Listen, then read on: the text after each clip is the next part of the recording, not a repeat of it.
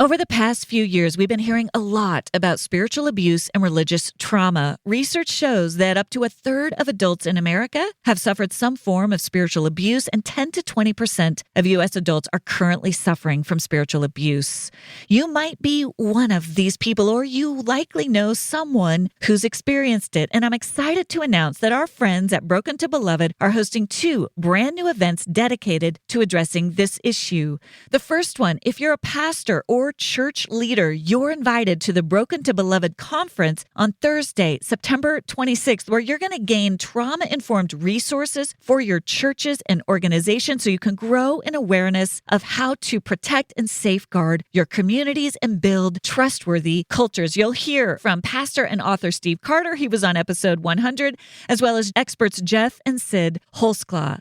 And then number 2, if you've been hurt or wounded by the church or her leaders, you're invited to a special Broken to Beloved gathering on Friday, September 27th, where you'll gain practical tools and resources to help you move toward healing and wholeness. You're going to hear from our dear friend and therapist, Andi Kolber, who's been a guest on the podcast numerous times. Both of these are going to be incredible events. They're taking place in Richmond, Virginia, and you can find all the information and registration at brokentobeloved.org.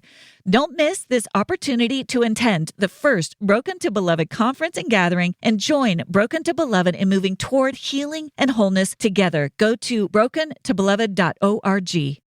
If you're anything like me, you know the importance of eating healthy, but you don't always have the time or willpower to cook with all the colors of the rainbow.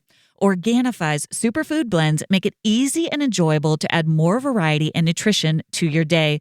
I am loving Organifi Pure as part of my daily routine to help clear morning brain fog, improve digestion, and support mental clarity. It includes 9 superfoods and compounds and is rich in beta-glucans and antioxidants. It's clinically proven to promote healthy BDNF levels derived from coffee berry. It also contains ginger root, lemon, monk fruit, digestive enzymes, and coconut water to make a delicious brain-boosting lemonade snack.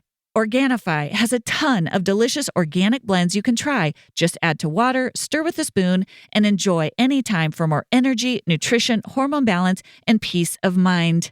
And the best part is that you can experience Organifi's high-quality superfoods without breaking the bank with a price that works out to less than $3 a day. Head over to www.organifi.com/bestofyou and use code bestofyou for 20% off your entire order. That's www.organifi.com/bestofyou.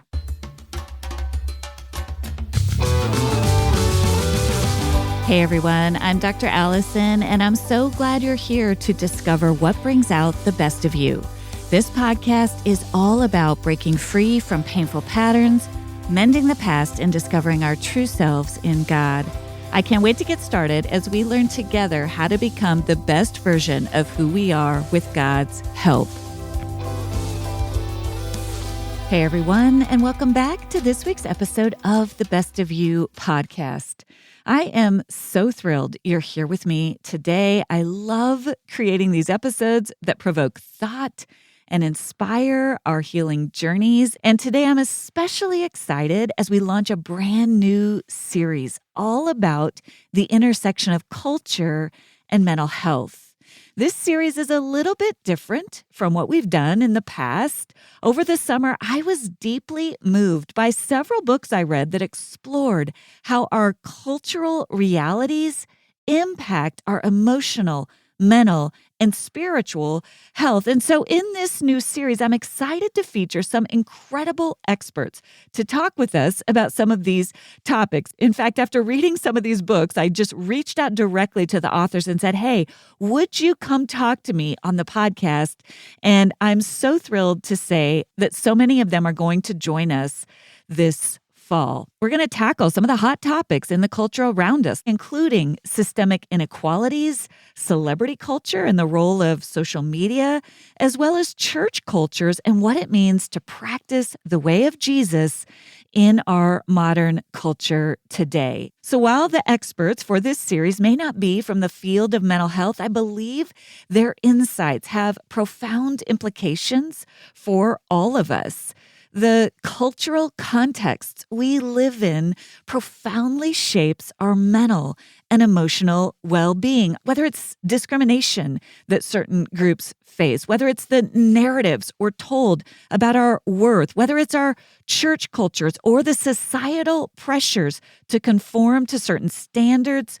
When we consider mental health through the lens of culture, we start to see how our personal struggles are often linked with broader social realities. In my own life, I'm keenly aware that what's going on in the news or what's going on in the political climate around me can affect the way I'm thinking and feeling, even about myself or about my environment. And so when we talk about these realities and name some of these realities with open minds and curious hearts, can help lead each of us to deeper, more holistic healing. And this communal aspect of healing is something deeply rooted in the teachings of Jesus as we seek to be curious and compassionate and connected to the world around us, even as we seek to bring some of those same qualities into the parts of our own souls that need care. And so today I am honored to welcome a guest whose work has profoundly impacted me. Dr. Jemar Tisby is a New York Times bestselling author, historian, and a leading voice on issues of racial justice. And his brand new book, The Spirit of Justice, True Stories of Faith, Race, and Resistance, is out this week. The Spirit of Justice dives into powerful stories from America's history of individuals who fought against racism and agitated for justice, people who suffered at times in their quest to bring more healing and more goodness to those around them. And reading their stories reminded me of how much we can learn from their perseverance, their suffering, their methods, and even their hope and their resilience. I loved this conversation with Dr. Tisby. Toward the end of it, we both experienced a Holy Spirit-led moment, a moment of clarity of what it really means to follow in the way of Jesus and how so often that takes us into deep learning from those who have suffered and persevered and shown courage through impossible circumstances. Please enjoy my conversation with Dr. Jemar Tisby. I'm so thrilled to get to meet you, and I've followed your work for a while. So by way of background, to give you a little bit of how I came to you. So my doctoral degree is actually in the psychology of religion. And I'm a therapist, but that's my background. I was actually a history major, so I really resonate. This book. I knew there was something I liked about you. Oh my gosh, the history part of me was just like, oh, it was just so rich, this new book of yours, The Spirit of Justice. But the part of me that has really been drawn to you, my doctoral dissertation was on the relationship between religion and prejudice. Because in psychology, it's like social psychology research is fraught and there's all sorts of bias and everything in it, but there's very clearly established link. The more religious someone is, the more prejudicial they tend to be.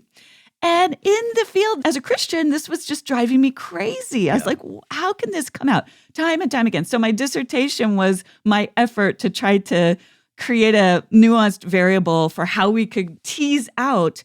And one of the things I was trying to argue is that religion can be used for great harm, to oppress, for violence, for racism, to rip us apart, and it can be used for great good. The power of Christianity can be harnessed. So we're talking about Christianity specifically can be harnessed for great good. And so I look at your works, The Color of Compromise really dives into how American Christianity in particular has been part of the problem when it comes to racism and many of the problems in our country. And then this next book, The Spirit of Justice, what I saw when I saw you start to talk about it, I was like, oh, you're going to go through and trace the history. And I just finished reading it last night of how Black Christians in particular, it brought tears to my eyes time and time again. You trace the history, the whole history in this country of how Black Christians, empowered by their faith, fortified by their deep faith, have been moving these rocks toward freedom and justice for all consistently against impossible odds. And it just kind of popped that part of my brain that's always looking for this double-edged sword of where is it doing harm? I see it in my work with clients. Where is it doing harm? Where's our faith coming alongside and bringing more healing, more goodness, more justice. So that's the backdrop, a little bit of why I wanted to invite you on. I'm so excited. First, I got to say, I am just going to take everything you just said and rip the audio and just play that everywhere I go, because you just did a perfect encapsulation of my work, of my views, even on Christianity as it relates to race and racism and prejudice. It can be used for ill, as we've seen so often, but it is also a force for liberation and uplift and equity. And the way you just explained that, I was like, let me take notes on my own work coming from you, because it's so beautifully encapsulated. Thank you for that. That was my big question all throughout my doctoral work. So I'm such a big fan of your work. Tell me a little bit, Dr. Tisby, you have a really unique story of faith. I've listened to a couple of your other interviews. I read your bio on your website. You come at this experience of Christianity through various strands. And I'm curious, looking back a little bit to your younger self, when you first encountered Christianity, were you as aware of this sort of double-edged sword as you are now? And how did that play itself out for you in your own life, in your own relationship with faith? I've talked many times about not growing up really as Christian and then coming to faith in high school through the ministry of a white evangelical youth group. What I'm beginning to understand decades later is that my passion for reducing racism as a barrier to authentic community and belonging comes not from having such negative experiences in church. It comes from having some very positive ones.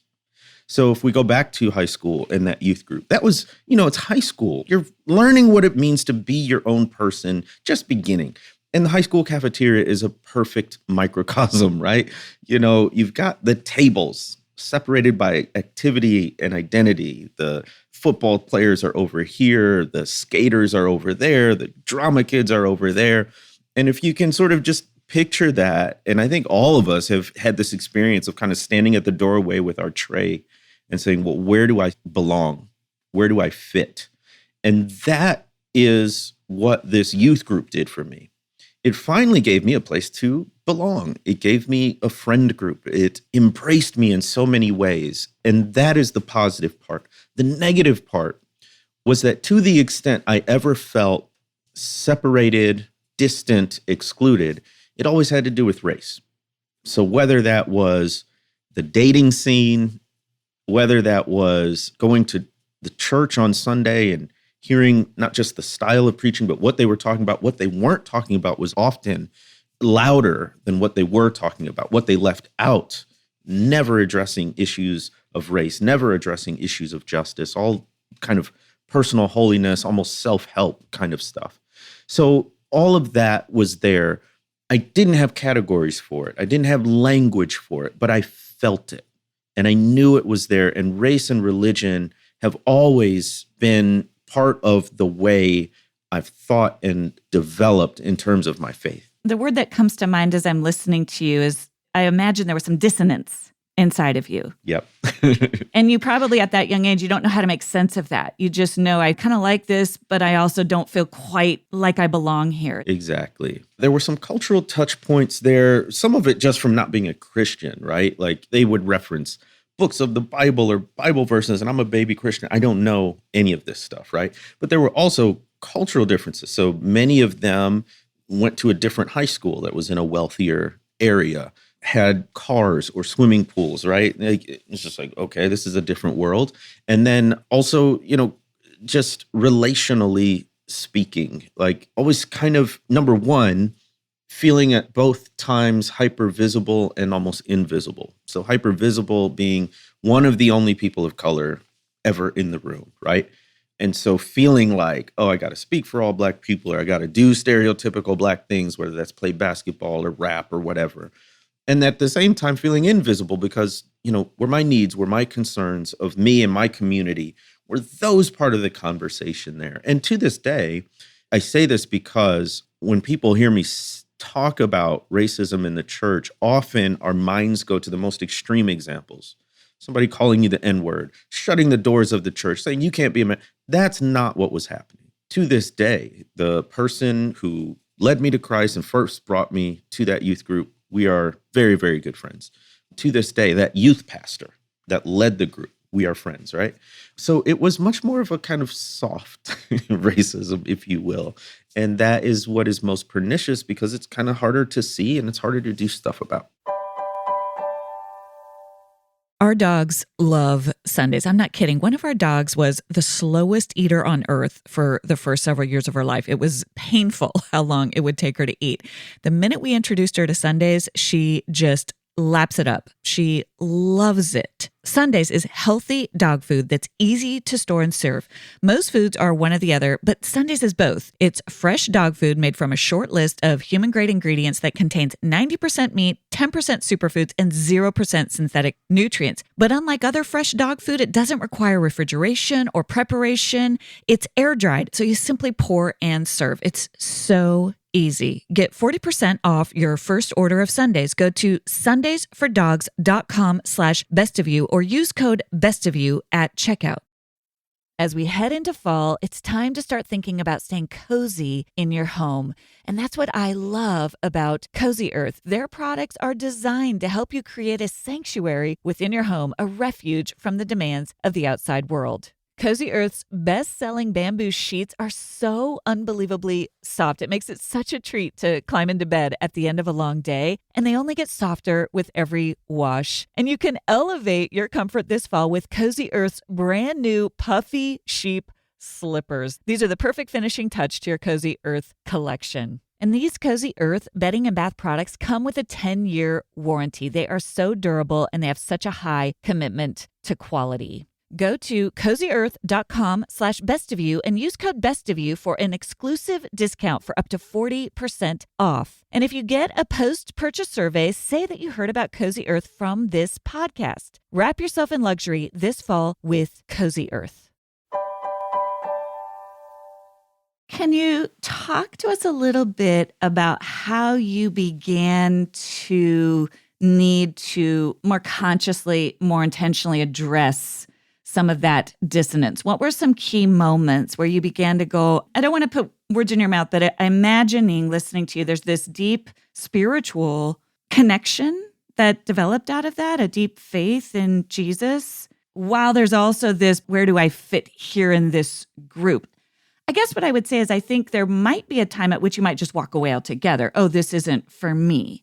And in your story, what strikes me is that you wrestled with, I want to keep the essence of what I received here, which is this faith, but I've got to disentangle myself from some of the cultural overlays of it. That's right. So as I recall, my struggle wasn't whether God was real, whether this religion thing would work out. It wasn't that kind of crisis of faith for me. You know, I was a teenager when I became a Christian, but there was something real in that commitment to Jesus. And that's always been true. So my wrestling was more along the lines of, as you say, finding your place within this thing. And so my trajectory was, one, not really being aware, right, when I first became a Christian, but sensing that dissonance, right, even if I couldn't name it. Two, becoming much more aware that, oh, there are these different streams and strands and traditions of Christianity. That was college, where I'm at a Catholic university at the University of Notre Dame. I'm a Protestant, non-denominational evangelical by background from that high school youth group.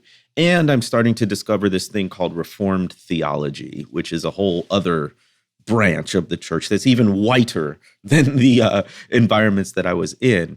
So now I'm becoming even more aware. And then the trajectory from there after college is, first, can we as Black people have a seat at the table of Reformed white evangelicalism as it stood?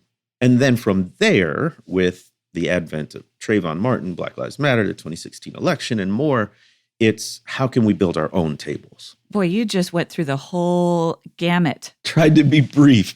Yeah. No, but I mean, you're really uniquely equipped to speak to a lot of components because there are so many strands of American Christianity, let alone white / we haven't even gotten to the Black church yet.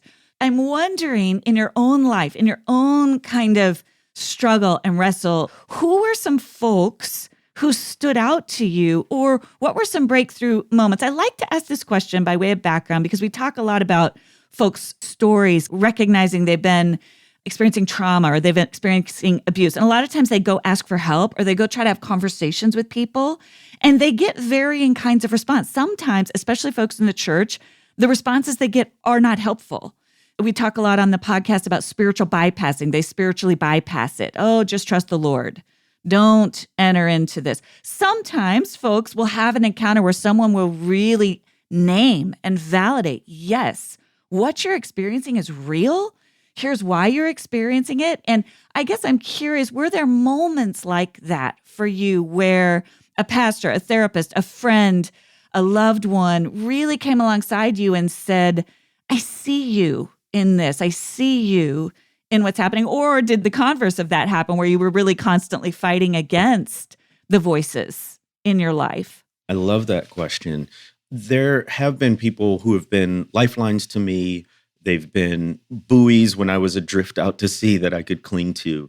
And I thank God that along the way, there have been these people. So when I was in college, Chandra Johnson was the first Black woman to be this basically advisor to the university president and was in the president's office, had a very high and influential position there.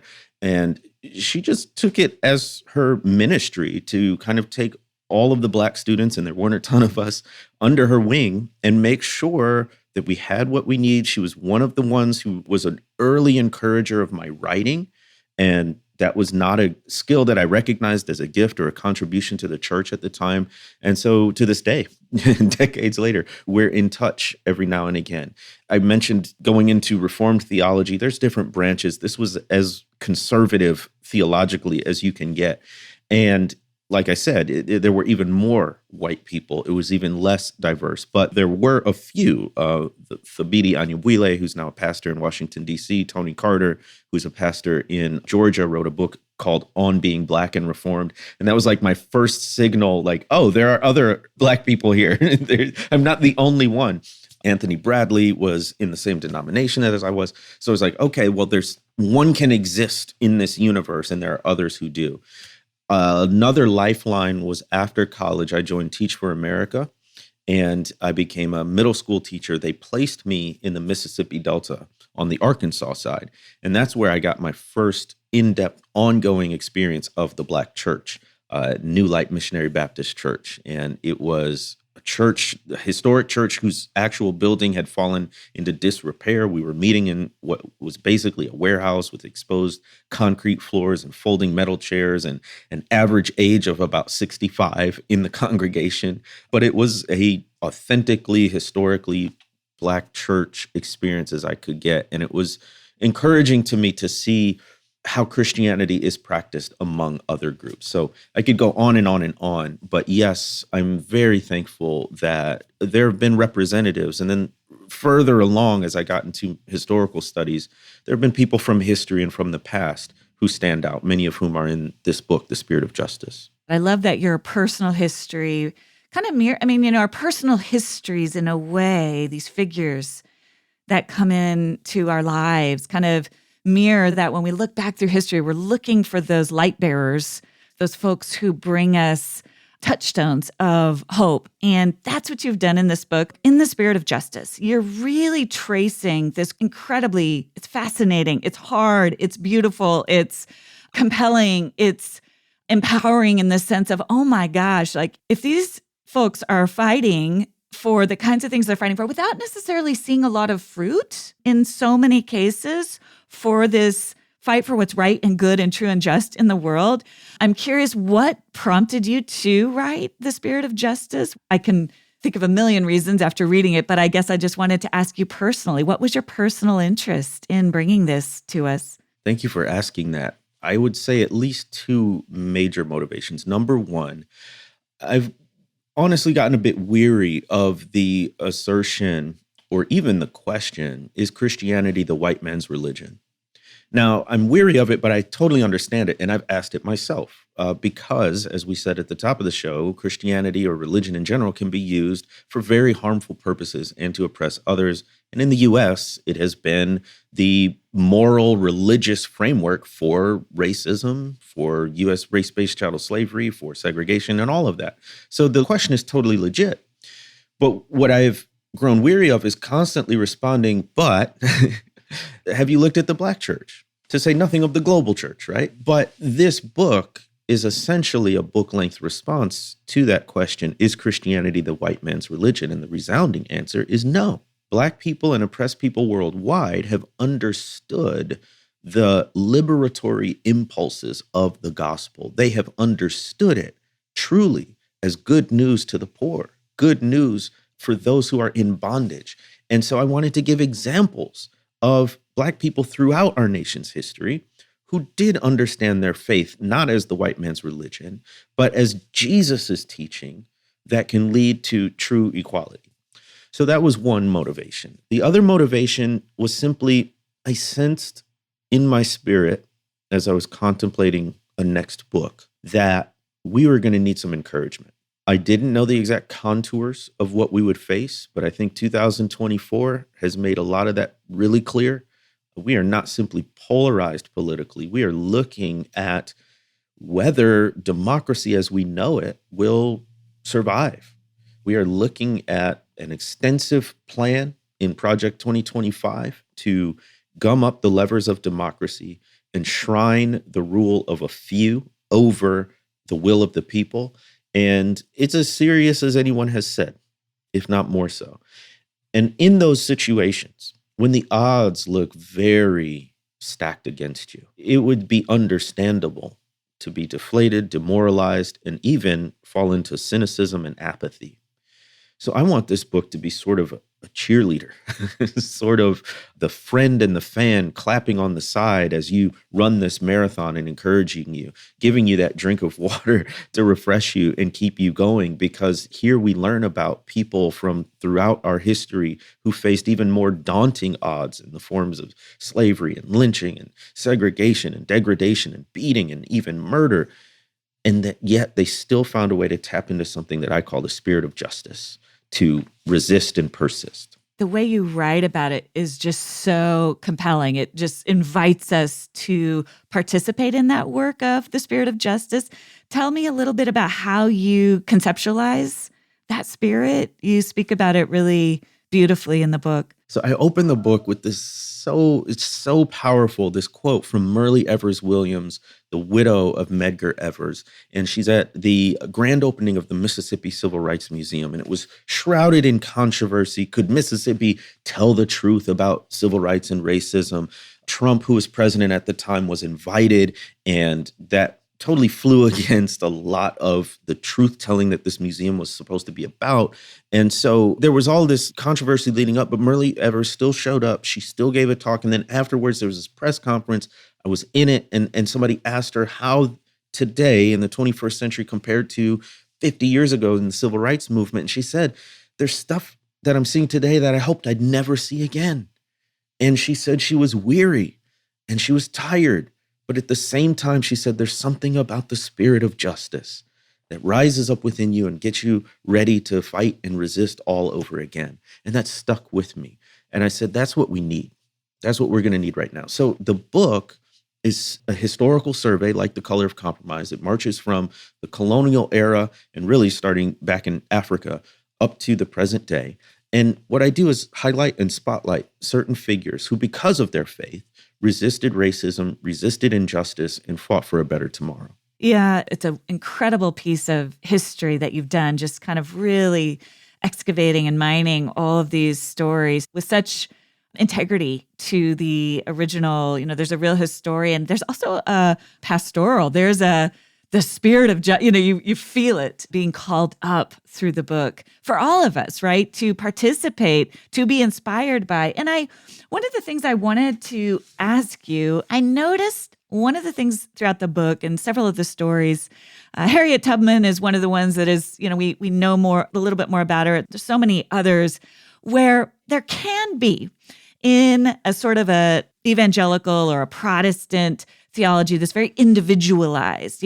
I need my personal freedom, right? Jesus came to save me, right? And throughout the story, you're not preaching this, you're not necessarily didacting this, But in every story, what was really compelling to me was the communal nature. And it really struck me as so close to the heart of the gospel, of what Jesus is trying to do is, there's a wrong here. I have to do what I can, both for my own sake and for the sake of these others that I love, which might mean putting my own life at risk. And it sort of flies in the face of that individualistic notion and brings us into the more of the justice notion. When I think about, a lot of times we talk on the podcast about how that word salvation, which has so often been thought of as sort of an individual rescue, really in many ways is translated as healing. Sozo, the Greek word sozo can be translated as healing. It's about bringing healing. And that's kind of, I think about the relationship between justice and healing. It's not just individual, it's bringing it for those who have been the most harmed, those who have been the most vulnerable. And it's so compelling in the book how we're seeing the folks who are part of being oppressed, at the front lines are the ones most committed to bringing the healing and the justice for others. It's very striking throughout the stories. That's what continued to surface for me. It's kind of flying in the face of this modern American individualistic gospel. I know there's a lot of thought behind that because you're a scholar and you've thought about that, but I'm curious about how you see that. That's so good. I'm so glad you pulled out that thread. Just speaking about the construction of race, what it does with white people who have historically been the numerical majority too, so that plays into it. But white people are generally treated as individuals, and that is a sort of privilege of whiteness. So the analogy I always use is when I was in seminary, I was a phenomenal student, not to brag, but let's just say I did poorly. Let's just say I did poorly on a paper or a test, right? It wouldn't just be Jemar did poorly on that paper or test. It would be, Black people, they can't quite cut it. They may not quite have what it takes, right? So my whole group, my whole category, my whole race would be implicated in my individual behavior. If that happened to a white person, John failed the test, John didn't do well on the paper, that's just John. It's not all white people, right? So the way we're sort of socialized teaches us to think individually or collectively because of how race is constructed. That's part of it. But what you pull out as part of the book is so many Black people recognize that their behavior reflects on more than just them. So you mentioned Harriet Tubman before.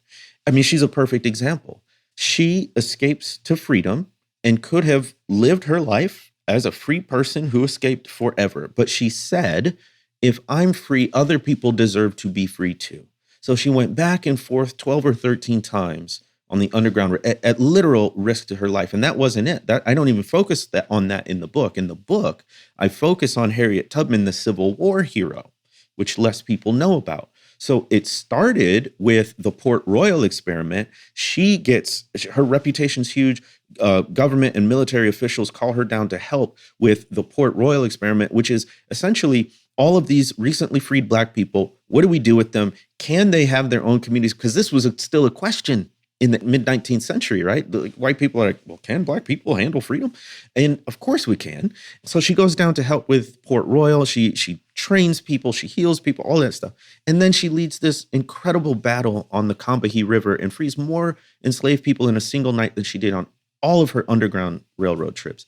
And that's a perfect microcosm of the communal understanding of liberation, healing, salvation, and how many Black people undertook it for themselves to help uplift all. Yeah, it's so compelling as just by default, a white individualist to go, oh my gosh, it just is a whole different mindset that is just so convicting and so compelling about how can we all take on more of that communal understanding of healing. And I think about it a little bit, frankly, this is a little bit of a leap, but I think about it in our current model of therapy where, I need to go see a therapist by myself and heal my individual self, right? And I'm always thinking about, as a therapist, then this person is going to go back into a toxic family structure, a toxic church structure, a toxic community, a toxic culture. There is no such thing as individual healing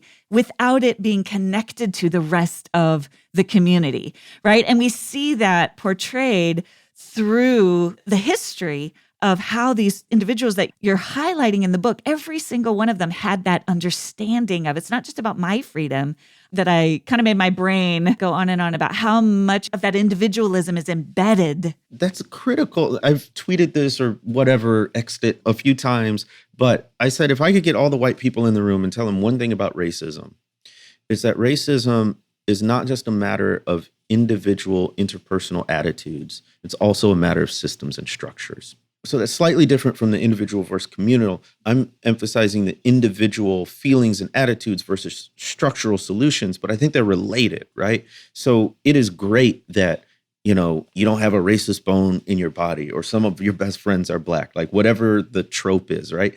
But fundamentally, even if you are as good and gracious and kind a person as you can be, that's only going to affect your individual relationships and your network, right? What can we do structurally to affect the community on the policy level, on the practices level? That's what many Black Christians, I think, bring to the table when we're talking about fighting racism that many white Christians struggle to understand, at least initially when they get into this work. This show is sponsored by BetterHelp.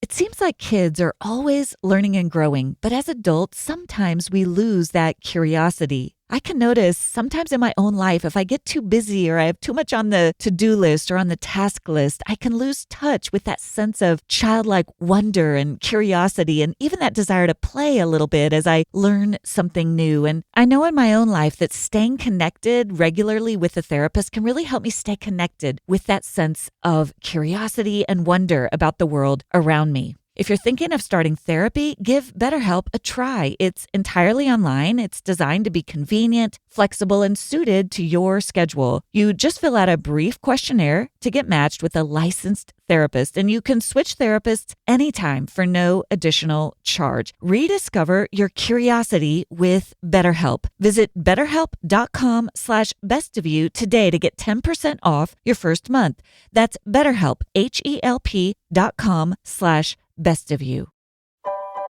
As the summer winds down and the busy back-to-school season starts up, it can be so helpful to get your fresh groceries delivered right to your front doorstep, and Thrive Market makes it so easy. Thrive Market is the #1 destination for parents looking for healthy, stress-free grocery shopping for the whole family during the back-to-school season.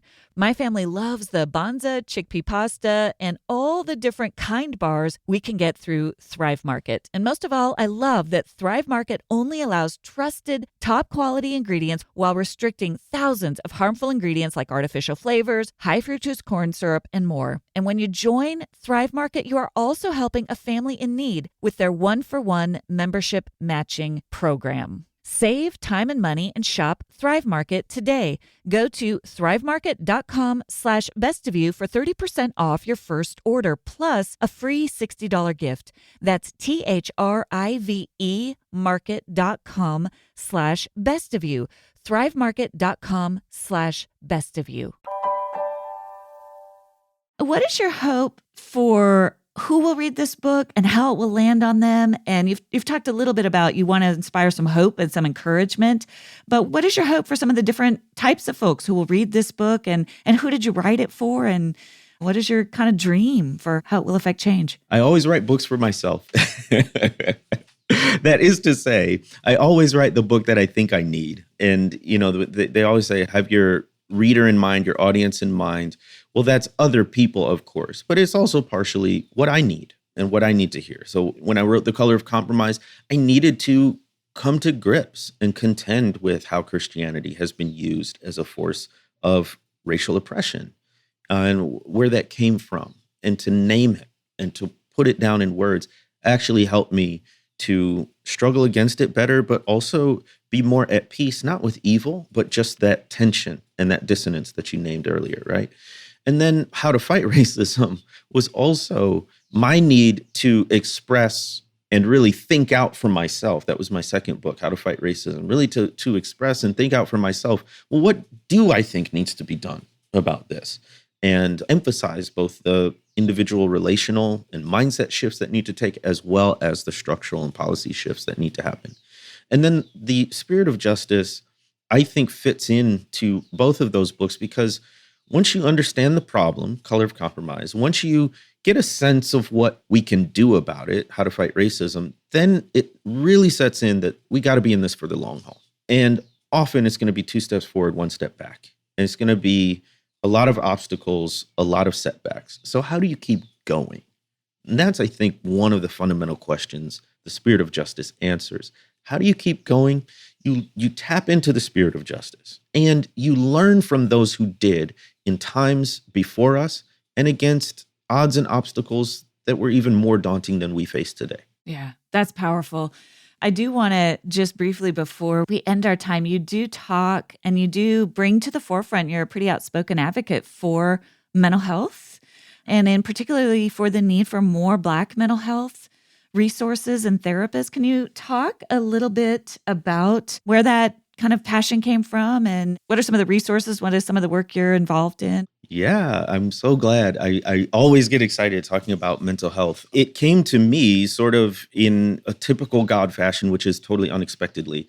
I was at seminary and there was literally a street dividing campus. So we had 2 sides of the campus, and one side is where all of the MDiv classes took place, all the hardcore Bible and biblical languages and theology classes took place. On the other side of the street was the marriage and family therapy program. And so there was a literal divide between the intellectual and the emotional that was really unhealthy, but they did offer free services for students. And you went in and your therapist was someone in training. So they weren't very experienced, but I remember being one of those.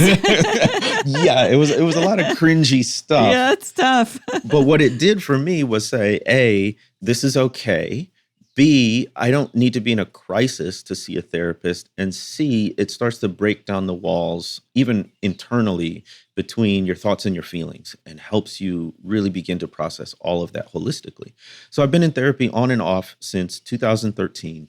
I have a wonderful therapist now that we talk every week or every other week.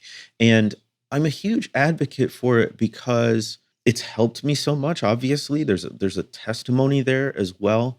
But also, as I do this work of justice for longer and longer, I realize so much of it is not just what's happening externally, the changes that we affect in the world, but what's happening internally and the people we're becoming in the process, which is, by the way, why I say pursuing justice is a goal worthy in and of itself. Because whether you change the law, whether the person you want gets elected or not, who you become in terms of character and virtue as you do the right thing for the right reasons, that counts too.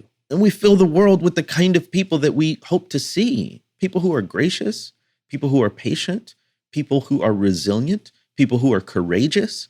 That, just from a Christian perspective, I think God is at least as interested in those sort of quality of your heart issues as God is interested in, did you make the world a better place? That is a whole word. I love that it changes us as well. It aligns us with God's Spirit. It aligns us with the person we're supposed to become. And that's so interesting to bring this full circle because that's what then allows you, I would imagine, that the deep satisfaction, the deep integration internally is what empowers you and buoys you to keep doing the work, even though often the external work is... I think it's a Holy Spirit moment because it just came to my mind as you're speaking. We talked about Myrlie Evers, and there was this press conference after. There may be 25-ish people in the room. She's in a wheelchair, right? She's at this point in her 80s. I think she's in her 90s at this point, and she's still alive as we speak, thank God. But people like her who lived through so much, there is a presence about them. I mean, literally, she was regal. And when she spoke, the whole room hushed. We leaned in to hang on her every word. And I think that is related to what we're talking about, who she has become over half a century of working and sacrificing and praying and struggling for justice is now a presence and an aura that fills and inspires an entire room wherever she goes. That's unbelievable. That is a word. That's the Holy Spirit right there. Mm-hmm. Yeah, it changes us for the better. This is also for us. And I think that's important. I think it's important for all of us to hear, but I think as white people with a fair amount of privilege, what you're saying is, man, this is also for me, right? This is for 100%. me. This is how I become a better person, right? And it gets us out of that I'm trying to rescue other people and more into the I need this. Yes. I want to be this person. I want to be filled with the Spirit that brings justice and mercy and goodness and healing for all. And there's a cost to that. But man, the other side is beautiful. And I just thank you for that. That's really beautiful. Well, you, like I said, have summarized and encapsulated and articulated so much of my heart behind this book and really my whole sort of ministry and work. And I'm really grateful and appreciative. And I do want to highlight and underscore what you said. This is for white people too. You asked about the audience. I really am eager for Black people to read this book because for once, it's not a book primarily about our suffering, but about our resistance. We can get really weary focusing on Black suffering, quite understandably, even though it's true and we need to know about it. We also need to see our own agency and our own power. And that's what this book does. But in terms of the internal transformation, and I reserve the entire last chapter to talk about the virtues that I think are in common. And I talk about courage, faith, imagination, and resilience as what all of these folks, what kind of the tie that binds all these folks together. And that's for everyone. It is in the process of pursuing justice and righteousness and following Jesus and being the kind of people that we're supposed to be that I think humanizes us, builds empathy among each of us, and makes us into the kind of people that we can look back at in history and admire. And we become those folks ourselves. That's for everyone. That's beautiful. I love it. It's such a powerful book. It's called The Spirit of Justice by Jemar Tisby. Where can people find you and find your work and get the book and all the things? Easiest thing to do is go to wherever you get your books. Please support local bookstores, but you can find all the relevant links at Jemar Tisby on social media, or I would love for folks to subscribe to jemartisby.substack.com, where I write frequently, and I am going to be posting about it all the time. I can't recommend it more. Again, you learn so much historically. It's just such a powerful, really well-researched book. And these stories are just, against all odds, what some of these, in all different spaces, in all different ways throughout history, just how you put the spotlight on folks who are really doing courageous things in the spirit of justice. Thank you for writing it. Thank you for the work that you're doing. Thank you for just continuing to be a voice of such wisdom and insight. And I just bless you this week as the book comes out and all the people who will read it, and that the spirit of justice lives in this book and will just infiltrate each person who reads it. Thank you for being an early reader, introducing me to your listeners, and the spirit of justice is available to us all. Thank you for joining me for this week's episode of The Best of You. It would mean so much if you take a moment to subscribe. You can go to Apple, Spotify, Amazon Music, or wherever you listen to podcasts and click the plus or follow button. That will ensure you don't miss an episode, and it helps get the word out to others. While you're there, I'd love it if you leave your 5-star review.